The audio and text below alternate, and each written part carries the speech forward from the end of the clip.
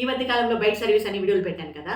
మన వాళ్ళు అభిమానంగా ఏమంటున్నారంటే, అమ్మ బయట సర్వీస్ ఎందుకు? ఆల్రెడీ మీకు ఆశ్రమం ఉంది కదా! ఆశ్రమంలోనే ఇంకా కొంతమందికి అవకాశం కలిగజేస్తే బాగుంటుంది కదా అన్నట్లుగా. కరెక్టేనండి, మీ మాటకి నేను ఏకీభవిస్తాను. కాకపోతే ఏమంటే, ఆశ్రమం అనేది అంత ఆషామాషి కాదండి.